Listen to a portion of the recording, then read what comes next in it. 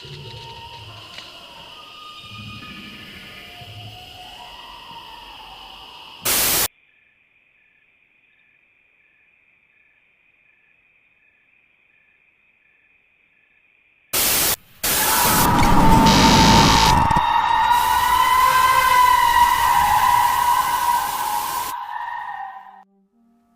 everybody and welcome to Crypticcorvidae, the show that covers all things cryptid, conspiracy, and chiller. Today we are covering the fabled GOATMAN, a cryptid that found itself moving backwards in time as the legend spread from small urban areas and solidified itself in culture around the northwestern hemisphere. Now the GOATMAN is a very fascinating beast, as despite its origins being traced back to Maryland, the GOATMAN has found itself popping up in a variety of places all around at the same time. It has gone by many names, the Pope-like monster, the Lakeworth, Sheepman, and so on, but its concept has always remained the same. An elusive being standing at nearly 7 feet tall with the fur-covered hind legs of a goat, the torso and posture of a man, and a face blended between the two, all topped off with the lengthy horns of a cabernet. The creature is said to be a bloodlusting savage, but intelligent, calculating at times. However, regardless of its variations, its intentions, its motives, etc., all of my research has led me to one conclusion. The GOATMAN is a representation of human sin. Our greed, our prejudice, our curiosity, all that we use to justify our infliction of suffering onto others. It comes back to haunt us, to tear us apart. The GOATMAN is terrifying not because it is a beast, but because it too is human. But enough of the philosophical. Let's look into some of the most famous interpretations of this beautiful beast and delve into everything it has to offer, starting with its origins in the woods of Prince George's County. George Lezama was an undergraduate student at the University of Maryland. Nearing the end of the semester, Lezama would find himself tasked with a project that involved the research and creation of folklore. In time, he would stumble across the tale of the GOATMAN on Trucker Road, an elusive man or creature that had been seen 15 years before. Fascinated by the tales and enthralled by the mystique of the story, George Lezama would collect 8 different accounts from the locals and begin piecing together the legend of the GOATMAN. The local legend was, at first, quite tame. It told the story of an old hermit, one that preferred to keep to himself, living in an old wood shack by the Trucker Road. The tales varied. Some said he had the head of a goat and the body of a man, and some said vice versa. Some say he would throw stones at the vehicles that passed by at night, and some say he died when the children burned down his shack. Whatever the tale held, it was fascinating enough for Lezama's professor to have it added to the folklore archives of Maryland. And that same year, a newspaper journalist by the name of Karen Hostler would discover and report on it. At that point, the legend was born. A once unsuspecting introverted hermit was transformed into something indicative of sin, both literally and figuratively. The tale goes that there was once a mad scientist named Dr. S. Fletcher who would study the goats at Beltsville Agricultural Farm. At first, it was nothing more than harmless research.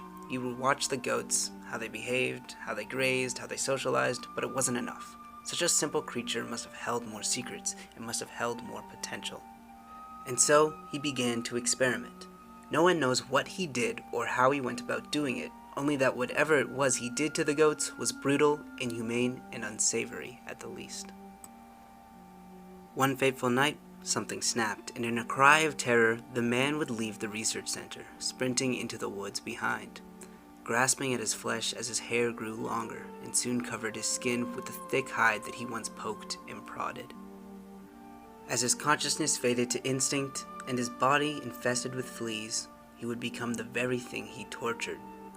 The GOATMAN, now wandering the woods around Fletchertown Road and swinging an axe at anything that held still enough to be crushed. It's quite fascinating how culture spreads, and interesting how something initially meant to be harmless, like an old man with a goat head, could become a creature tortured by his past, becoming the very thing he once mistreated in the name of science. It seems that regardless of his motivations, the indifference towards his test subject was destined to come back and haunt him. I wonder if he lost his humanity far before he lost his human form. Regardless, from that point on, murders, accidents, unexplainable sightings, and more became attributed to the creature. It didn't matter if it was in the 1930s or the 2000s, the Goatman became so prevalent in all of these events, appearing in times prior to its own conception. And it makes sense.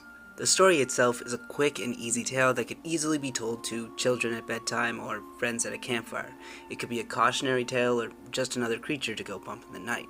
My point is, it's accessible, as it doesn't rely on any complex themes, moral values, or spirituality to be fully understood. It's almost as though he is a low-budget slasher villain in a 1980s horror movie. It's scary, it's quick, it's fun, it checks all the boxes. However, despite the Maryland Goatman being a deranged, axe-wielding, 7-foot-tall, upright goat monster, the lack of supernatural elements takes away from the fear factor, which, though more grounded, makes it feel as though you could somehow escape if you were unfortunate enough to encounter the beast. So, in my opinion, though terrifying in his own right, he remains the least intimidating of the Goatman we will cover in this video. This next one, however, embraces the supernatural. The Cryptid with a confirmed kill, a monster that plays on the human psyche, and the Cryptid you likely clicked on this video for.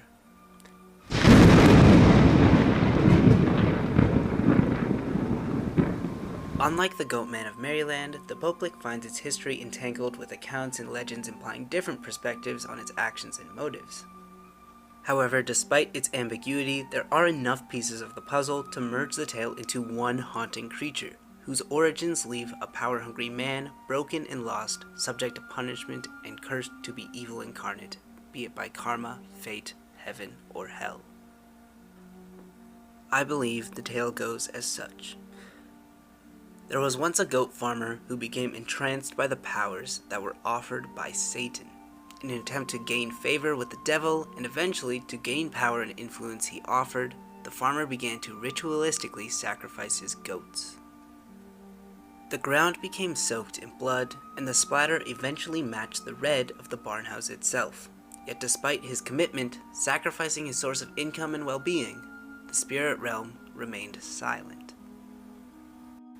However, when the farmer died, his soul was given a seat with the fallen angel, and be it a punishment by God or a cruel trick played by the devil, his soul was cast back to earth to be reborn without memory, an incarnation of his loyalty to Satan, part goat and part man. It is unknown whether his birth was to a human, a goat, or the sinful conjugation of both, but one way or another the pitiful creature would come into this world, only to be captured, caged, and dragged across America as a circus freak. That was until one fateful night. The train carrying the Goatman would cross the Louisville Trestle Bridge over Poplik Creek and derail, falling over 100 feet and smashing into the ground below. Now free, the Goatman and his disdain for humanity would grow, eventually developing the powers that the old farmer had once sacrificed everything for.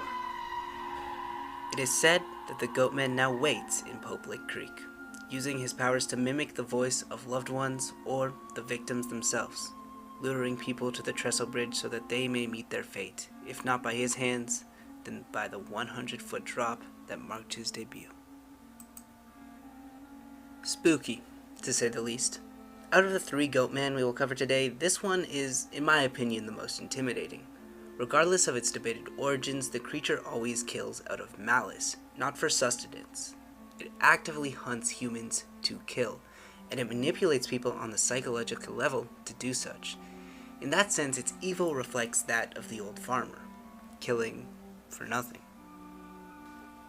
The Kentucky Goatman kind of acts as the staple of how people perceive the Goatman in modern stories and fiction. Not so benign and wonderful as the Roman fauns, but not fully beast-like either. It's more human.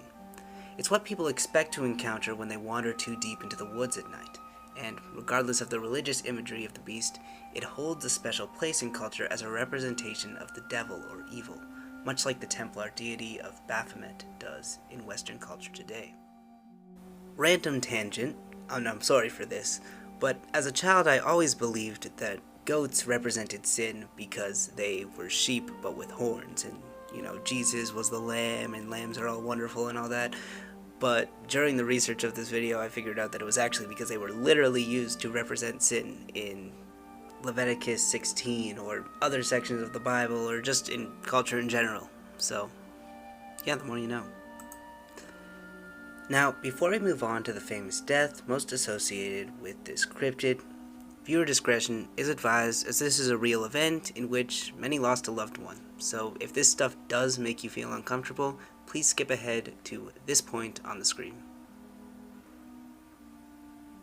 Now, despite the legend and mystique that surrounds the creek, the trestle bridge is not an abandoned location at the whim of spirits. It is a fully functional railway that still sees quite a lot of traffic today and has for over a century.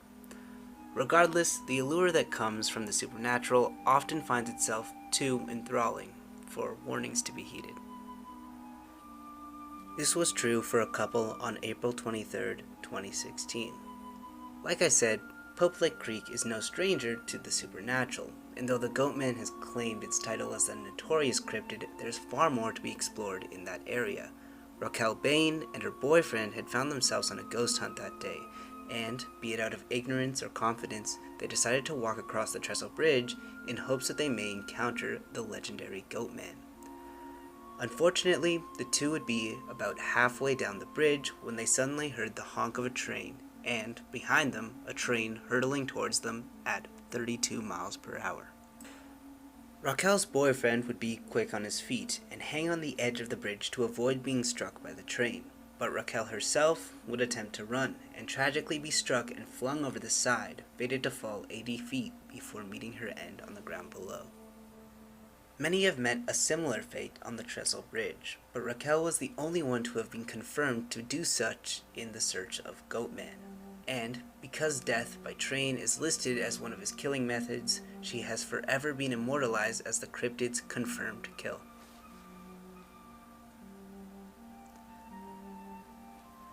Welcome back to anyone who skipped forward as we continue to the final tale of the legendary GOATMAN. The curiosity that cursed a man to become what he tortured, and the farmer who allied himself with evil and got nothing but evil in return.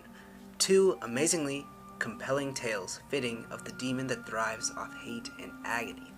However, this next tale takes a spin on the established trope of evil for evil and gives the unyielding influence of the GOATMAN to someone who did nothing wrong at all.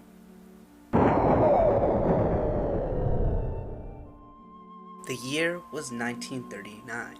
Recently, a man and his family had begun to pick up some traction in the local economy.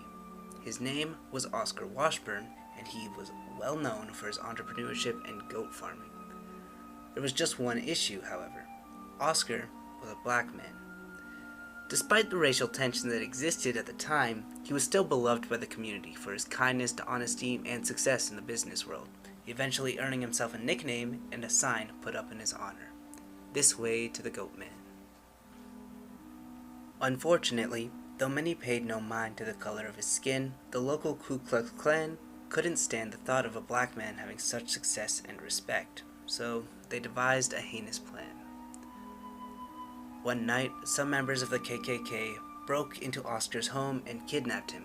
They dragged him to the old Alton Bridge, secured a noose to his neck, and pushed him over the side. But there was nothing. No snap, no splash, not even the ruffled sound of fabric flailing in the cold wind. And when the men peeked over the edge of the bridge to see the man's corpse, there was only an empty noose. In a panic, the men went back to Oscar's home and brutally murdered the man's wife and children. But the men never made it home either. Legend says that Oscar Washburn became the GOATMAN that night, a being seeking vengeance for all the black men and women that shared the same fate as him. It is said that if you knock 3 times on the old Alton Bridge, the GOATMAN will personally drag your soul to hell. That is, if you hold the blood of a Klan's member. Oscar Washburn is one of, if not the only iteration of the GOATMAN with a definitive story, and one that seeks some level of justice as opposed to chaos. Despite this, the legend leaves room for innocent blood to be spilled, and portrays the man as an embodiment of human sin all the same, with the evil enacted on him resulting in the evil enacted on others. The lore to this Goatman of course piques the interest of most who hear it, but his meaning tends to stick with us much longer than anything else. This Goatman remains as a reminder of past and present racism and prejudice. And though it's wrapped in a story of a Goatman dragging people's souls to hell, it still serves as an important cultural reminder to not repeat the sins of the past. All in all, the Texan Goatman has gained notoriety and is just as beloved as the once Oscar Washburn was by the town. Now he holds a special place in the hearts of many as a cryptid born of empathy instead of fear. Many of y'all have likely seen the famous image of Ollie Azure cosplaying as the Goatman on the bridge itself.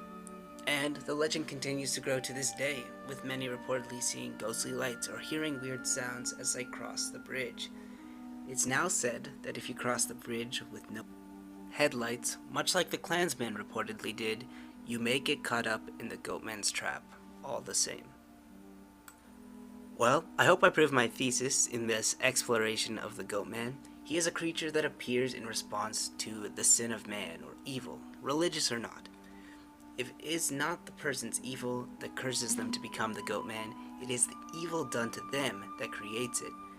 It may be retribution, vengeance, malice, greed, whatever, but the creature always hunts as a human, not a goat. That is why it is scary, and that is why it is definitely a goat of cryptids. Well, that's all of this cryptid's tale that I'll be covering, at least today. If you did make it this far, please like and subscribe and hit the bell. It truly means the world, and maybe I will revisit this topic or just revamp the video, try and make it more interesting, you know, the usual upgrades.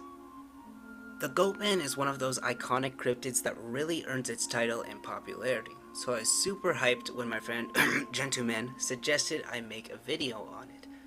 I first learned about it from the indie horror game called Do You Copy, and it really had me ever since, so definitely one of my all-time favorite cryptids.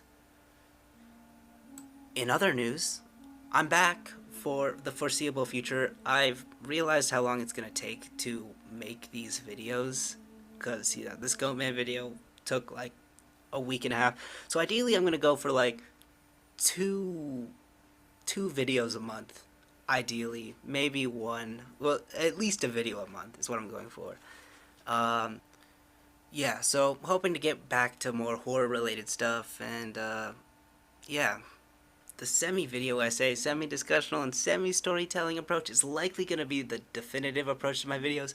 I will be adding more of me just kind of ranting, because that's kind of why I wanted to make this channel, admittedly. If, for whatever reason, you're still here, I'm recording this on my birthday. This will not come out on my birthday, but I am recording it on my birthday, so, you know, we made it through another one.